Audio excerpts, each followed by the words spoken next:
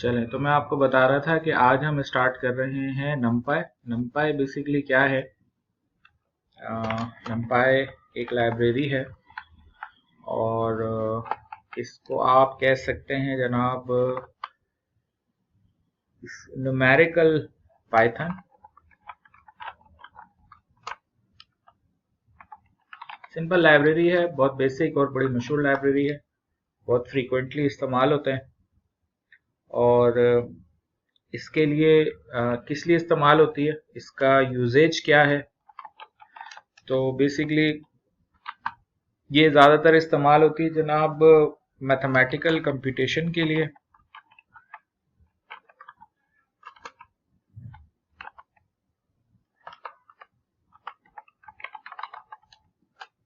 और इसके अलावा इसको इस्तेमाल किया जाता है लार्ज एरेज एंड मैट्रिसेस, यानी 2 डायमेंशनल एरेज के लिए इस्तेमाल किया जाता है इसे। और इसके अलावा बहुत फ्रीक्वेंटली इसका यूज होता है AI, machine learning and data analysis के अंदर। सही है। इसको इस्तेमाल कैसे कर सकते हैं? अच्छा, गूगल कोलैब में तो आपको ज़रूरत नहीं पड़ेगी, लेकिन इन केस अगर आप for example visual studio code या पाइचार्म या कोई और टूल इस्तेमाल कर रहे हैं तो उसके लिए आप ये कमांड चला सकते हैं, पिप इंस्टॉल numpy। अभी अगर मैं यहाँ पे चलाऊंगा इस कोड को तो वो कह देगा कि भाई रिक्वायरमेंट ऑलरेडी सेटिस्फाइड, क्योंकि numpy library already Google Colab में इंस्टॉल है। ठीक है। अदरवाइज अगर नहीं होगी तो ये कह देगा कि भाई नहीं होगी तो ये इंस्टॉल कर देगा। जैसे अभी ये कह रहा है कि भाई रिक्वायरमेंट ऑलरेडी सेटिस्फाइड, आपको इसको इंस्टॉल करने की ज़रूरत नहीं है। इसको इस्तेमाल कैसे करेंगे हम? उसके लिए हम लिखेंगे import numpy। सही है। और एज np कर देंगे तो इस लाइब्रेरी को हम np डॉट करके एक्सेस कर सकते हैं। तो ये एक तरीका है, स्टैंडर्ड है। आप किसी और नाम से भी कर सकते हैं और ऐसे भी कर सकते हैं। इसका यूजेज क्या होता है, किस तरीके से इसको आप इस्तेमाल करते हैं, कहाँ इस्तेमाल करते हैं, तो वो कुछ हम कोड देख लेते हैं। मिसाल के तौर पे मेरे पास एक लिस्ट है, एरे लिस्ट 1 है, पाइथन लिस्ट है, और उसके अंदर कुछ वैल्यूज हैं, मिसाल के तौर पे 1, 2, 3, 4। फिर मेरे पास एक लिस्ट 2 है और उसके अंदर जो वैल्यूज हैं वो हैं 5, 6, 7, 8। फिर मैं लिखता हूँ लिस्ट 3 और मैं लिख देता हूँ लिस्ट 1 प्लस लिस्ट 2। सही है। और फिर मैं प्रिंट करवा देता हूँ लिस्ट 3 को। ये कोड अगर मैं रन करूंगा तो आप देखेंगे कि ये जो प्लस ऑपरेशन यहाँ परफॉर्म हो रहा है लिस्ट के अंदर, this operation is basically concatenation operator, यानी ये दोनों को अपेंड कर रहा है। अच्छा, फिर अगर मिसाल के तौर पे मैं कुछ इस तरह लिखूं कि list 4 equals to list 1 multiply by list 2, code को एग्जीक्यूट करूंगा तो यहाँ एरर आ जाएगा। इस किस्म का कोई ऑपरेशन आप लिस्ट पे परफॉर्म नहीं कर सकते। आप ये कर सकते हैं कि एक फॉर का लूप लगा लें और एक एक वैल्यू उठाएं और उस वैल्यू को कन्वर्ट मल्टीप्लाई करें दूसरी लिस्ट के साथ और फिर रिजल्ट शो कर दें। यानी आप ये कर सकते हैं कि for I in length of for I in range length of list 1। ठीक है। और फिर लिस्ट 3 जो है उसके अंदर आप एक लिस्ट 4 बना लें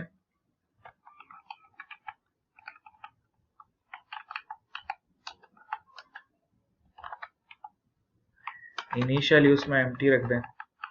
और लिस्ट 4 में आप अपेंड क्या करें, लिस्ट 1 आई प्लस लिस्ट 2 आई, यानी आई में पहले 0 होगा तो वो जीरो, पहला इसका जीरो फिर दूसरे का जीरो, इस तरीके से करेगा। ये वाली जो लिस्ट 4 है, इसका आप आउटपुट देखेंगे तो वो कुछ इस किस्म का आएगा, यानी 1 + 5 6, 2 + 6 8, 3 + 7 10 और 4 + 8 12। तो ये लिस्ट 4 में क्या किया गया है कि लिस्ट 1 की एक एक वैल्यू को लिस्ट 2 की एक एक वैल्यू से ऐड करके ये काम किया आपने। कुछ इसी किस्म का ऑपरेशन आप जो है ना वो मल्टीप्लाई के लिए भी कर सकते हैं। यानी आप यहाँ पे एक और लिस्ट बना लें, लिस्ट 5 और एम्प्टी रख दें उसे, और लिस्ट 5 के अंदर जाकर इन दोनों लिस्ट को आपस में मल्टीप्लाई कर दें। तो ये इनकी मल्टीप्लिकेशन का रिजल्ट भी आपको दिखा देगा कि भाई 1 मल्टीप्लाई वो 5 से तो 5 आ गया, 2 6 से हुआ तो 12 आ गया, 3 7 से हुआ तो 21 आ गया, और 4 8 से मल्टीप्लाई हुआ तो 32 आ गया। तो लिस्ट के अंदर आप ऑपरेशन कुछ इस किस्म के परफॉर्म कर सकते हैं, लेकिन आप देख रहे हैं कि फॉर का लूप लगाना पड़ रहा है, एक एक वैल्यू को एक दूसरी वैल्यू से कंपेयर करना पड़ रहा है। ठीक है, फिर यहाँ पे अगर लिस्ट 1 और लिस्ट 2 की वैल्यूज आपस में जो है वो इक्वल नहीं होंगी तो बहुत डिफरेंट किस्म के इश्यूज आ सकते हैं। तो लिहाजा हमारे पास जो है वो एक और तरीका जो है वो जो कि ज़्यादा सुटेबल तरीका है, वो ये कि हम numpy को इस्तेमाल करें। numpy को किस तरीके से इस्तेमाल कर सकते हैं, हम जो है वो इस लिस्ट को एक एरे में कन्वर्ट कर सकते हैं। किस तरीके से, मैं कहता हूँ ARR1 = np.array, और np.array फंक्शन के अंदर list1 पास कर देता हूँ। सही है। इसी तरह array2 बनाता हूं मैं, और array2 बना के np.array और उसमें list2 पास कर देता हूं। यानी जो पाइथन की लिस्ट है उसको मैंने numpy के एरे में कन्वर्ट कर दिया। सही है। अच्छा, अब अगर आप मिसाल के तौर पे प्रिंट करवाते हैं ARR1 को तो क्या होगा वो बता देगा आपको, जैसे एक लिस्ट है वैसे ही है। अगर आप प्रिंट करवाते हैं ARR2 को तो वो ARR2 को प्रिंट कर देगा। अगर आप प्रिंट करवाते हैं ARR1 + ARR2 को तो ये अब अपेंड नहीं कर रहा बल्कि उनकी वैल्यूज को आपस में ऐड कर रहा है। सही है। यानी आप इसको इस तरह समझ लें कि सपोज अगर ऊपर वाले तरीके से ही हम करें तो मैं एक तीसरा एरे बना रहा हूं और उसमें मैं लिख रहा हूं ARR1 + ARR2। सही है। आप इसको अगर प्रिंट करवाएंगे तो ये इन दोनों का प्लस करने का जो रिजल्ट है वो दे देगा। फिर मैंने लिखा ARR4 = ARR1 × ARR2, और फिर मैंने प्रिंट करवा दिया ARR4 को। तो आप देखें कि इसने दोनों को मल्टीप्लाई कर दिया, यानी मुझे अब यहाँ पे एक तो लूप लगाने की जरूरत नहीं पड़ रही। फिर ये कि अगर मैं यहाँ पर मिसाल के तौर पर प्रिंट करवाता हूँ टाइप ऑफ ARR, सपोज 1 का ही कह लें, तो ये मुझे बताएगा कि it's a numpy n dimensional array. यानी अब ये एक 1 डायमेंशनल एरे है और इसकी टाइप जो है वो numpy है। यानी लिस्ट के अंदर हमने कुछ इन्हेंसमेंट करी है टू परफॉर्म सम ऑपरेशंस, जिसकी लिमिटेशन थी लिस्ट डेटा टाइप के अंदर, तो उसको ओवरकम करने के लिए हम numpy को इस्तेमाल करते हैं। ठीक है, वो अब और भी कुछ ऑपरेशन है जो भी हम यहाँ पे देखें। देखिए numpy का जब हम इस्तेमाल करना शुरू कर रहे हैं तो अब हम थोड़ा सा जो है वो डायमेंशंस का कॉन्सेप्ट भी समझना शुरू कर देते हैं।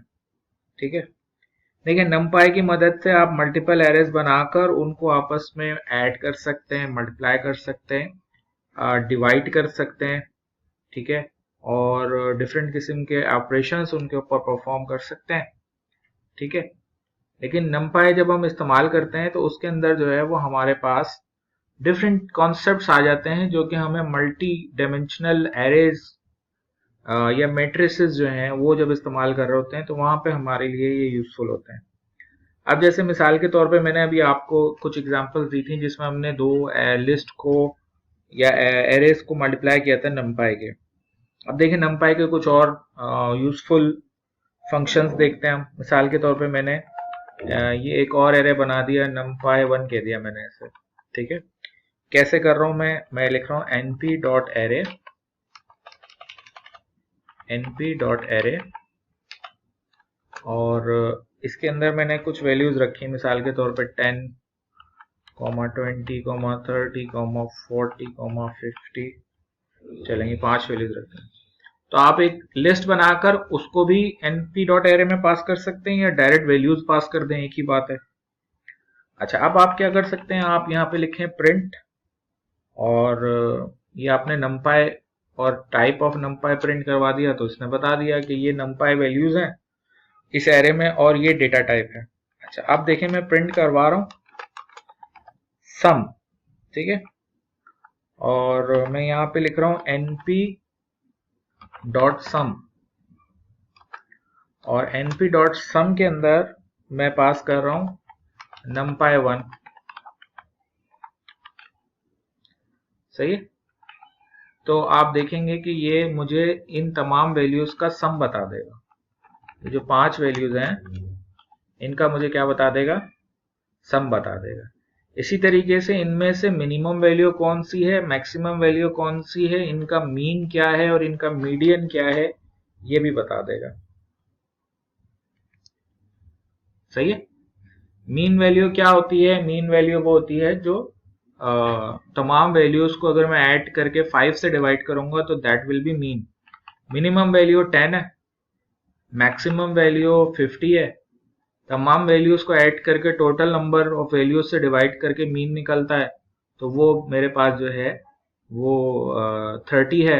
और मिडिल वैल्यू सॉर्ट करके जो है वो हमारे पास वो भी 30 है, जो कि मीडियन है। समझ में आ रही मेरी बात, ठीक है। तो ये फंक्शन जो ये चीजें जो हैं वो नॉर्मली हमें कोड लिखना पड़ता है, लूप्स लगाने पड़ते हैं, मैथमेटिकल चीजें हैं, ठीक है। आप चाहें तो मिसाल के तौर पे आपको स्टैंडर्ड डेविएशन निकालना है स्टैटिस्टिकल, तो वो भी आप मीन यहाँ पे निकाल सकते हैं,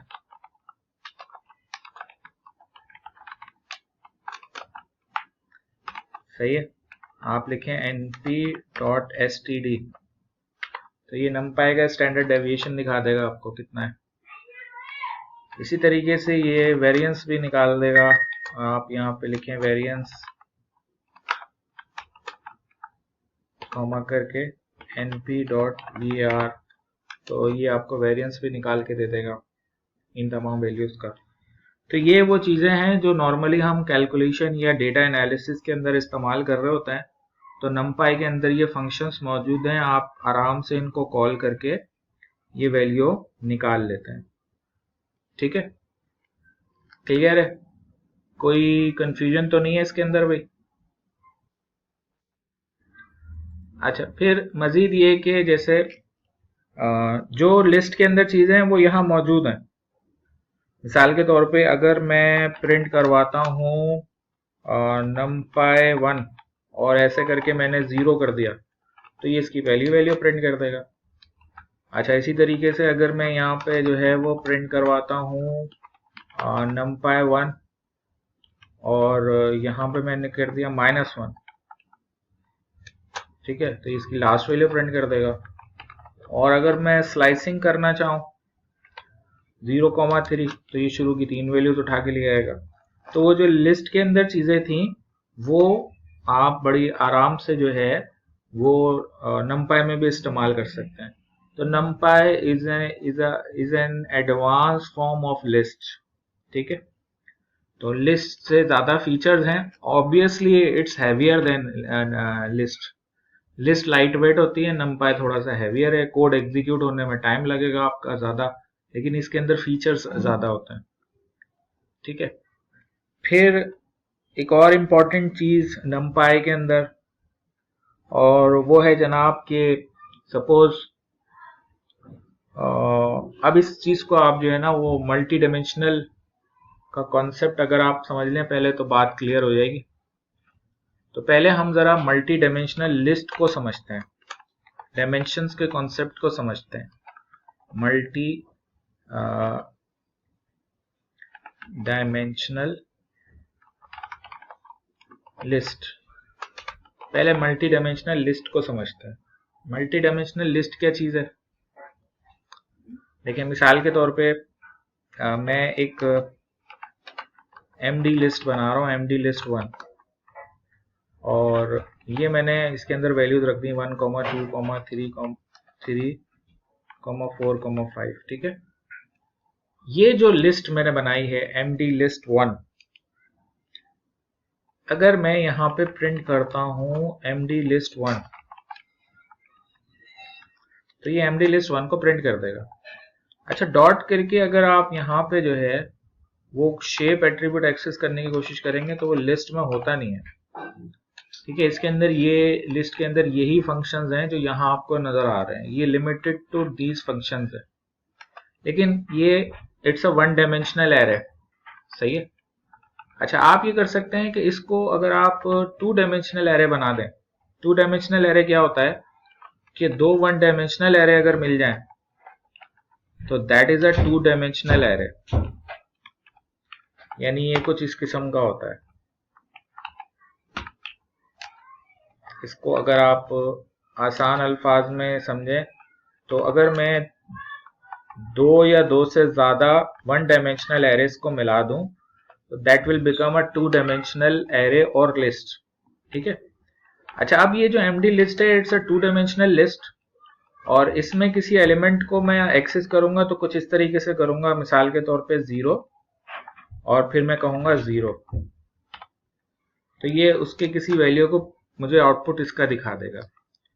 तो अब इस चीज को यूं समझें कि असल में ये हमारे पास जो है वो 2 डायमेंशनल एक एरे है या इट्स अ मैट्रिक्स, और इसमें से ये वाली जो पहली मैट्रिक्स है ना, इसका अपना इंडेक्स है और इसका अपना इंडेक्स है। यानी इस चीज को अगर आप एक्सेल के अंदर देखें, एक्सेल के अंदर अगर मैं आपको समझाने की कोशिश करूं,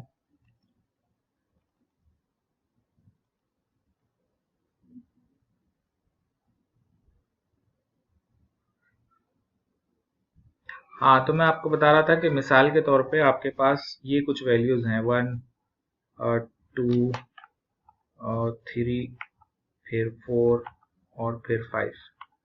सही है। फिर उसके बाद आपके पास कुछ और वैल्यूज हैं लाइक 6 और 7 और 8 और 9 एंड 10। तो हमारा जो कोड है उस कोड के अंदर जनाब हमने किया हुआ ये है कि एक ये एरे बनाया है, इट्स अ सिंगल लिस्ट, एक और लिस्ट है 6, 7, 8, 9, 10, दो लिस्ट हैं, उनके दरमियान कॉमा लगा रखा है। तो अब इससे होगा क्या, फर्क क्या पड़ता है इससे? वैल्यूज तो 10 ही बन रही हैं, 10 वेरिएबल्स हैं ये। कॉन्सेप्ट क्या है कि जब मैं एक 2 डायमेंशनल लिस्ट बनाता हूं तो ये क्या करता है कि 2 1 डायमेंशनल लिस्ट जैसे कि हमारे सामने है उनको कंबाइन इस तरह करता है कि पहली लिस्ट को एक इंडेक्स असाइन कर देता है 0 और दूसरी को असाइन कर देता है 1, और बाकी जो इंडेक्सिंग है वो सबकी वही होती है, यानी 0 इंडेक्स है, ये 1 इंडेक्स है, ये 2 इंडेक्स है, ये 3 इंडेक्स है और ये 4 इंडेक्स है। ठीक है। और ये जो इंडेक्सेस हैं इनकी मदद से मैं किसी भी वैल्यू को एक्सेस कर सकता हूं। जैसे मिसाल के तौर पे अगर मुझे 6 एक्सेस करना है तो मुझे दो चीजें बतानी होंगी। एक तो मुझे बताना होगा 1, और एक दूसरी चीज मुझे बतानी होगी 0। तो इसमें ये जो 1 है ये कॉलम है, 1 is the raw and 0 is the column. ठीक है। तो अगर जैसे मिसाल के तौर पर मुझे 10 एक्सेस करना है तो मुझे क्या दो इंडेक्स चाहिए, क्या क्या दूंगा मैं?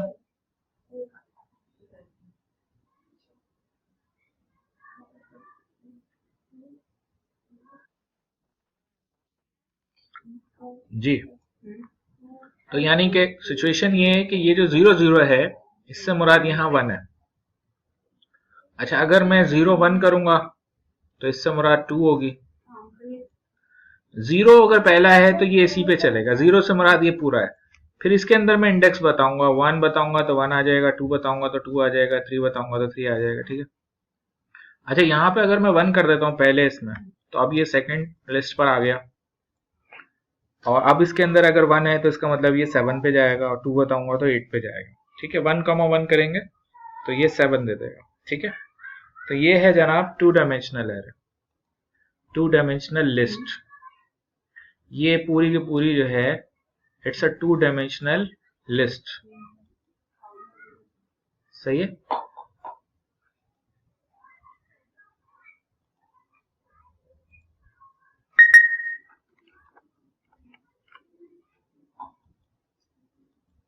ये एक 2 डायमेंशनल लिस्ट है जिसमें टोटल जो है वो 10 वैल्यूज हैं, और हर वैल्यू का इंडेक्स बताने के लिए उसकी रॉ और उसका कॉलम नंबर बताना पड़ता है, ठीक है। तो ये काम जो है वो लिस्ट में होता है। अलबत्ता इसमें सिर्फ आप वैल्यूज एक्सेस कर सकते हैं। अगर आपको वैल्यूज को ऐड करवाना है या एक्सेस करना है तो इसके लिए आपको फिर नेस्टेड लूप इस्तेमाल करना पड़ता है। और नेस्टेड लूप इस्तेमाल करने के बाद आप जो है वो उनकी वैल्यूज को एक्सेस करते हैं। यानी इसकी सारी वैल्यूज अगर मैं लूप के थ्रू प्रिंट करवाना चाह रहा हूं तो एक लूप से काम नहीं चलेगा, मुझे लूप के अंदर लूप करके नेस्टेड लूप बनाकर ये काम करना पड़ेगा, ठीक है।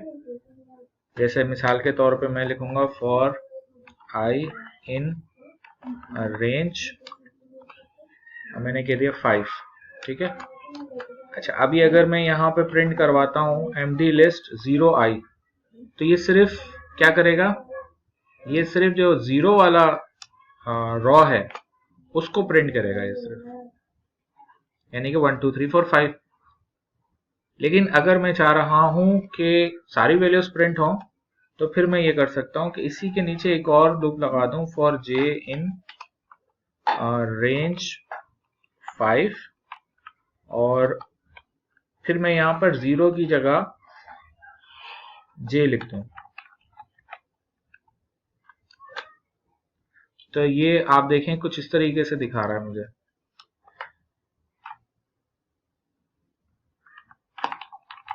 इसको आप 2 रखें और इसको 5 कर दें, यहाँ पे आई रखें और यहाँ पे जे रखें। 1 2 3 4 5 6 7 8 9 10, 10 की 10 वैल्यूज को ये प्रिंट कर रहा है। अब वो कह रहा है कि ये कहलाएगा इनर लूप और ये कहलाएगा आउटर लूप, सही है। अब ये इनर लूप जो है वो पहली दफा जब ये आउटर लूप चलेगा तो आई की वैल्यू 1 होगी, और आई की वैल्यू 1 के साथ ये वाला लूप 5 टाइम्स चलेगा। तो 1 यानी आई की वैल्यू पहले 0 होगी, तो 0 1 0 2 0 3 0 4 0 5 तक ये प्रिंट कर देगा। फिर उसके बाद ऊपर वाला लूप दोबारा चलेगा, आई की वैल्यू 1 हो जाएगी, तो ये फिर ये 1 0 1 1 1 2 1 3 1 4 तक जाके ये सारी वैल्यूज प्रिंट कर देगा। आप चाहें तो कुछ इसको इस तरह भी करवा सकते हैं कि इसको आप जो है वो ऐसे करके f लिख दें यहाँ पर, और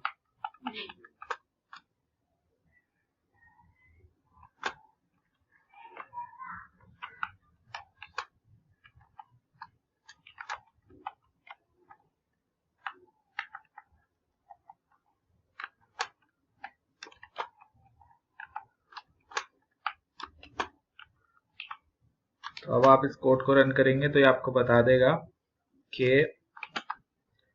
बेसिकली 0 0 पे 1 है, 0 1 पे 2 है, 0 2 पे 3 है, 0 4 पे 5 है, और फिर 1 0 पे 6 है, 1 1 पे 7 है, 1 2 पे 8 है, 1 3 पे 9 है, और 1 4 पे 10 है।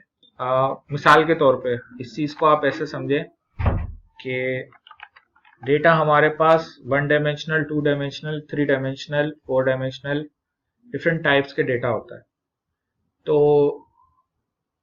जब हमारे पास 2 डायमेंशनल डेटा है, 2 डायमेंशनल डेटा किस किस्म का होता है, जैसे कि एक स्क्रीन है आपके पास ना, या कोऑर्डिनेट सिस्टम जो होता है, तो आपको पता होगा कि एक एक्स कोऑर्डिनेट होता है, एक जनाब वाई कोऑर्डिनेट, एक एक्स और वाई कोऑर्डिनेट होता है। ये आपके पास एक्स कोऑर्डिनेट है, ठीक है, ये आपके पास जो है वो y है। अब इस कोऑर्डिनेट सिस्टम के अंदर मुझे कोई पॉइंट बताना है, मिसाल के तौर पे ये पॉइंट मुझे बताना है कि ये कहाँ पर है। तो अब मुझे क्या करना पड़ेगा, अब मुझे ये करना पड़ेगा कि मुझे यहां से चेक करना पड़ेगा इसकी x वैल्यू क्या है, और यहां से चेक करना पड़ेगा कि इसकी y वैल्यू क्या है।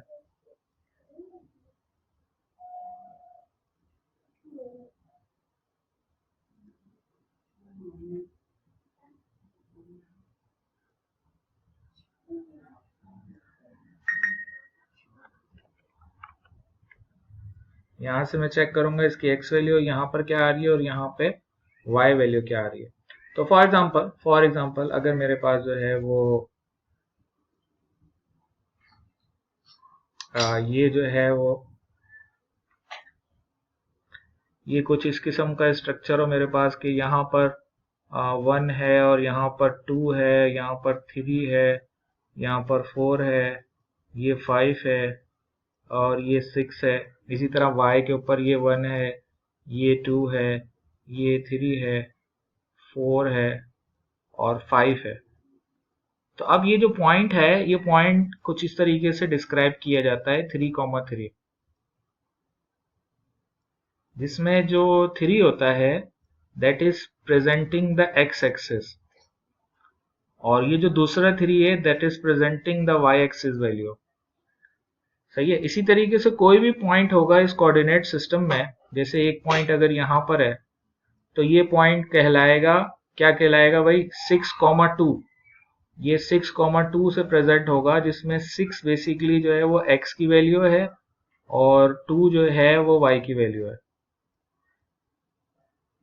ठीक है, यानी अगर आप इसको चेक करेंगे तो ये बेसिकली 2 पे जो है ना वो ये जा रहा है और ये 6 से जो है वो ये मिल रहा है। तो ये 2 डायमेंशनल डेटा जो होता है, यानी किसी एक वैल्यू को प्रेजेंट करने के लिए 2 वैल्यूज बतानी पड़ेंगी आपको। एक जैसे पॉइंट होता है, अभी जैसे स्क्रीन है, इसमें पिक्सल्स हैं, तो हर पिक्सल जो है ना उसमें x और y दोनों मौजूद है।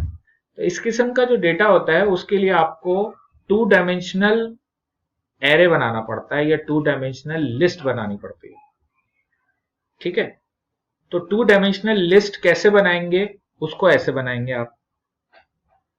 सही है, और उसको प्रिंट कैसे करवाना है या उसके ऊपर कैलकुलेशन कैसे करनी है वो कुछ इस तरीके से करेंगे हम। ठीक है, कुछ बात समझ में आ रही है? हाँ, तो ये बेसिकली इसके अंदर मैं कहूंगा कि 2 रॉज हैं और 5 कॉलम है इस डेटा में। इसीलिए ये जो लूप है ये मैंने ऊपर वाला 2 रखा हुआ है और नीचे वाला 5 रखा हुआ है। अब ये जो लूप है ना ये कहलाता है नेस्टेड लूप, यानी आप इसको यूं समझ लें कि अगर मैं लिखता हूं फॉर आई इन रेंज 5, और फिर मैं करता हूं प्रिंट एक्स, प्रिंट मैंने कर दिया स्टैरिक। सही है, तो इस ये 5 टाइम्स क्या कर देगा, स्टैरिक प्रिंट। लेकिन अगर मैं ऐसा करूं कि एक लूप और लगा दूं, for J in range 5, print करवा दूं स्टैरिक, तो अब स्टैरिक कितनी दफा प्रिंट होगा,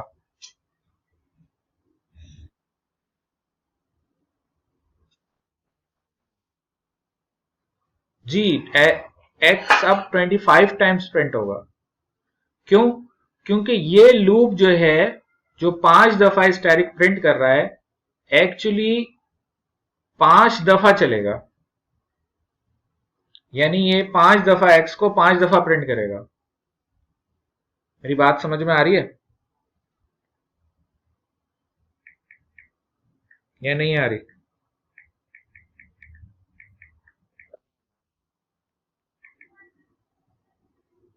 जी आतिका, आपकी समझ में आ रही है मेरी बात?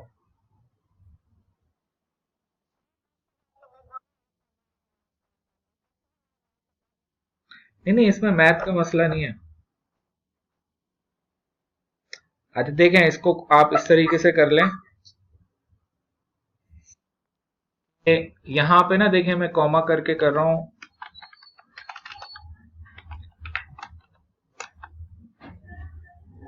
मैथ सबकी स्ट्रांग होती है भाई। वो क्योंकि जो भी आप रोज के काम कर रहे होते हैं तो मैथमेटिकली कैलकुलेशन हो रही होती है। वो बात और है कि आप अपने दिमाग में आप कहें कि मुझे नहीं आती, तो आप जब कॉन्सेप्ट देखेंगे तो आपको पता चलेगा कि ये तो मुझे पहले ही मालूम है। अब देखें ये क्या हो रहा है कि स्टैरिक 25 टाइम्स प्रिंट हो रहा है। ये जो मैंने लिखा है ना, इसकी वजह से ये लाइन ब्रेक नहीं कर रहा, बल्कि यानी इसको भी हटा दूं अगर मैं, तो ये बिल्कुल स्टैरिक बिल्कुल कंबाइन करके प्रिंट कर देगा। अब ये 25 टाइम्स स्टैरिक प्रिंट कर रहा है। आप ये कर सकते हैं कि इसको चलें इस तरह कर लें प्रिंट। तो आप ये देखेंगे आपके ये बार बार लाइन प्रिंट कर रहा है। अगर यहां से उठा के मैं इसको ऐसे कर दूं तो ये कुछ ये स्ट्रक्चर बन गया। अब देखें 5 स्टैरिक 5 दफा प्रिंट हो रहे हैं। तो आप इस बात को समझें कि ये जो 5 स्टैरिक है ना, ये इसका कारनामा है। ये इन दो लाइनों का कारनामा है। ये दो लाइनें क्या कर रही हैं कि 5 स्टैरिक प्रिंट कर रही हैं। सही है। और ये दो लाइनें जो कि 5 स्टैरिक प्रिंट कर रही हैं 5 दफा चल रही हैं। तो ये 5 दफा 5 स्टैरिक प्रिंट कर रही हैं। मेरी बात समझ में आ रही है? यही काम ऊपर हो रहा है। यहां पे ये लूप क्या कर रहा है, ये लूप जो है वो 5 वैल्यूज को प्रिंट कर रहा है।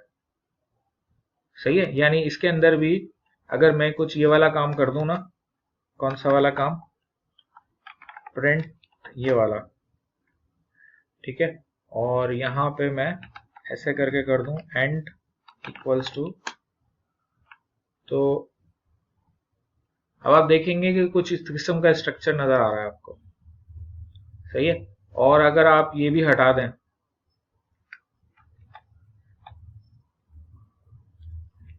तो ये आउटपुट नजर आ रहा है आपको, which is basically the structure of our data 1 2 3 4 5 6 7 8 9 10। सही है। तो बेसिकली क्या हो रहा है कि हमने दो वन डायमेंशनल एरेस को मिलाकर एक टू डायमेंशनल एरे बना दिया है और लिस्ट बना दी है। अब ये जो लिस्ट है ये लिमिटेड है। जिस तरह वन डायमेंशनल लिस्ट लिमिटेड होती है, इसी तरह ये वाली लिस्ट भी लिमिटेड है। तो ज्यादा बेहतर तरीका ये है, क्योंकि ये जब भी हम टू डायमेंशनल लिस्ट बनाते हैं तो हमें कोई डेटा एनालिसिस करनी होती है, कोई मैट्रिक्स ऑपरेशन परफॉर्म करने होते हैं, तो उसके लिए जनाब फिर बेहतर ये है कि हम जो है ना वो इस्तेमाल करें नमपाई को। ठीक है। और नमपाई को इस्तेमाल करके जो है वो हम ये कर सकते हैं कि जो टू डायमेंशनल एरे है इसको हम फिर इसको डिफरेंट कैलकुलेशंस में इस्तेमाल कर सकते हैं। मिसाल के तौर पे मैं ये करता हूं कि ये जो मेरा लिस्ट है एमडी लिस्ट वन, ठीक है, इसका मैं एक एरे नमपाई एरे बना देता हूं। ठीक है। इसको मैं कह देता हूं NP list one equals to np dot array, और इसके अंदर nd लिस्ट वन पास कर देता हूं। क्या नाम है, md लिस्ट वन। सही है। उसके बाद मैं प्रिंट करवाता हूं np लिस्ट वन को, जो कि एक नमपाई का है। तो है ये बेसिकली वही, क्या है, it's a two dimensional array, लेकिन क्योंकि अब ये नमपाई है तो अब इसमें और फंक्शनैलिटीज भी आ गई। मिसाल के तौर पे आप अगर यहां पे लिखते हैं np list one dot shape, तो ये आप इसकी ये शेप बताएगा आपको। शेप क्या चीज है, शेप बता रहा है आपको 2,5, यानी इसमें 2 रॉज हैं और 5 कॉलम है। फिर अगर आप चाहें तो इस np लिस्ट वन का साइज और इसकी डायमेंशन भी प्रिंट करवा सकते हैं। देखें ये बता रहा है कि इसका साइज 10 है, यानी इसमें 10 वैल्यूज हैं, और इसकी डायमेंशन 2 है, यानी ये टू डायमेंशनल डेटा है ये। मेरी बात समझ में आ रही है?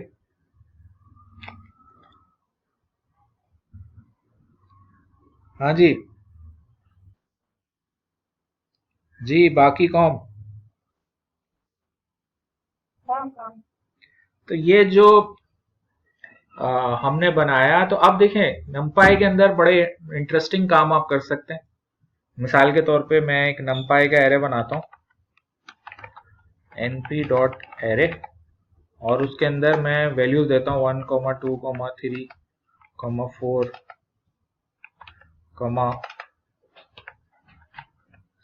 5। मैं आपसे पूछूं इसकी डायमेंशन कितनी है, तो आप क्या बताएंगे मुझे?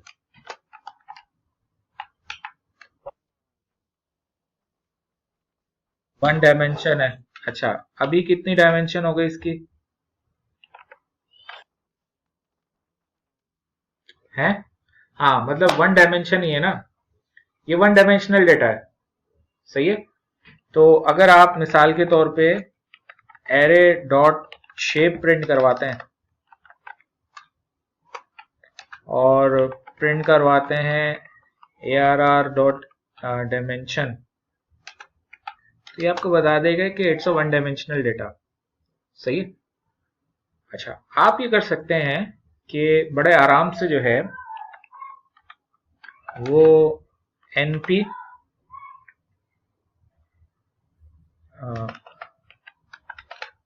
arr डॉट रीशेप कॉल कर लें, और रीशेप करके फॉर एग्जांपल आप इसको कर दें 2,5। सही है।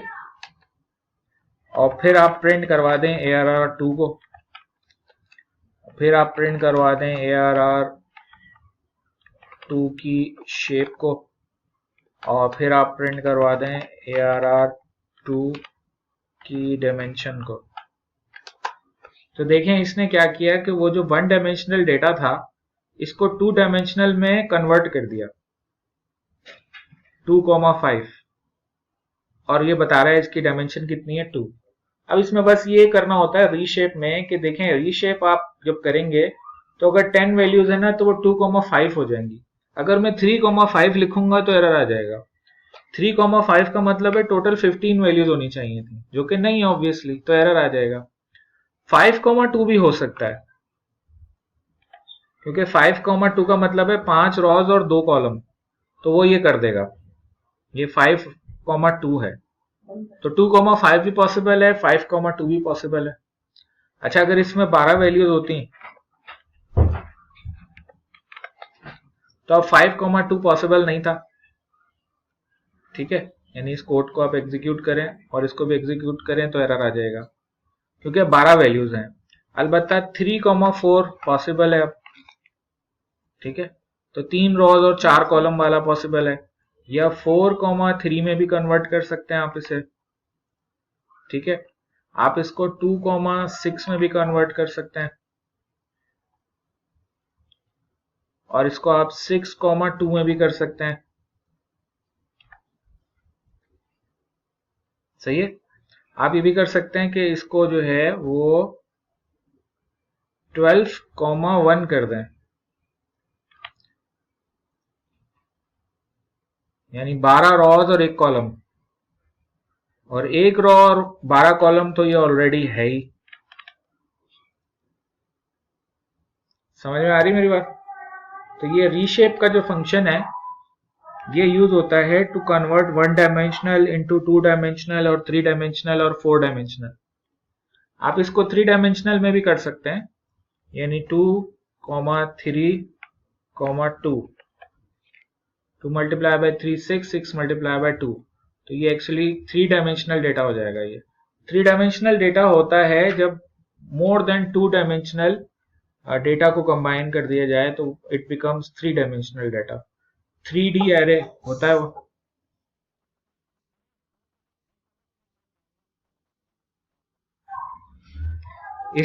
इसका मतलब है 3 डायमेंशनल डेटा, ये 3 डायमेंशनल डेटा है नीचे। सही है। चलें इसको अभी रहने दें, 3 डायमेंशनल को मैंने एक्सप्लेन नहीं किया, मैंने बता दिया कि रीशेप फंक्शन से आप 3 और 4 डायमेंशनल में भी कन्वर्ट करवा सकते हैं। बस होना क्या चाहिए कि 2 मल्टीप्लाई बाय 3 6 और मल्टीप्लाई बाय 2 रिजल्ट 12 भी आना चाहिए, क्योंकि 12 वैल्यूज है। तो अभी तो हमने 1 डायमेंशनल और 2 डायमेंशनल की बात करी है, 3 डायमेंशनल मैंने ऐसी बैठे बैठे एक शोशा छोड़ दिया है, तो उसको आप छोड़ दें। 1 डायमेंशनल और 2 डायमेंशनल तक ही रखें इसे, लेकिन बस ये ध्यान में रखिएगा कि रीशेप फंक्शन को 3 डायमेंशनल 4 डायमेंशनल के लिए भी इस्तेमाल किया जा सकता है। ठीक है जी। तो ये अभी मैंने थोड़ा सा आइडिया दिया है आपको numpy का, इसमें बहुत सारी और चीजें हैं, तो वो फिर हम किसी नेक्स्ट क्लास में कवर कर रहे होंगे।